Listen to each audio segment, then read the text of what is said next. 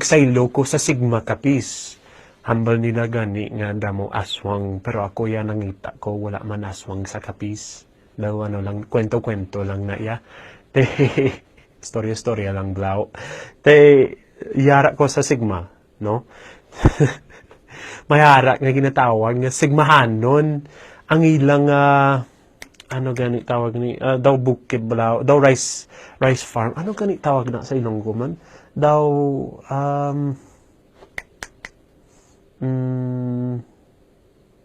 nalipat ko. Basta, ang tawag sa Sigmahanon, sa rice farm, oyapad. Ano ang oyapad? Daw, libugulo ko. Humble sang tao. Magkato ko sa oyapad ko. Suling ko sa ulo ko, ano man ang oyapad?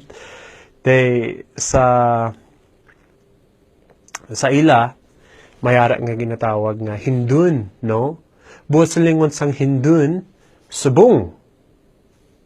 Subong, hindun. Libugulo ko liwat. Siyempre, sa English mo, now.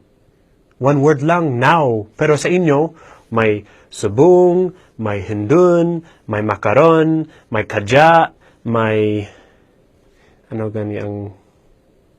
may nayon sa Tagalog, may karon sa Cebuano. Daw, malibong ang ulo namon bilang mga kano. Get with like dya. Aryo, sa Sigma, di ba, sa lingko, hindun ang subong.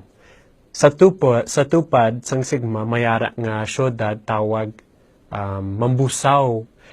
Sa mambusaw ang hindun, buot sa lingon sang hindun, karon, o kung mamaya sa Tagalog. Karon? Ito paray lang gani, kung magsaling ko nga sa Sigma, nga magkato kami sa inyo hindun, buot sa lingon, magkato kami sa inyo subong. Pero kung saling ko sa mambusaw, magkato kami sa inyo karon, or hindun, magkato kami sa inyo karon. So daw, kabaliktad sa buot sa lingon, biski gani, tupad hay lang ang mga syudad. Nayawan ko sa mo, nayawan ko git sa lingwahe nyo. Sa mambusaw, hindi sila nagasaling bata, kung hindi ang tawag nila unga. Ano man ang unga? Daw may ka sa imo baba mo, daw may prutas sa imo baba, unga. Kadako sa imo unga. Sadya gid.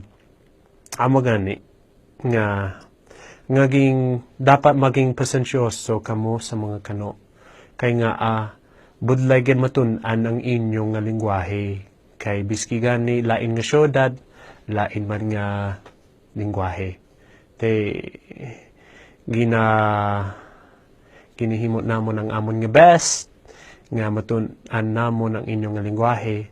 Pero making pasensyohanon lang kamuya kay budlay gid. Ako ya palangga ko kidang ang Pinas kag biski damo ang inyong nga lingwahe palangga ko kamo tanan giyapon.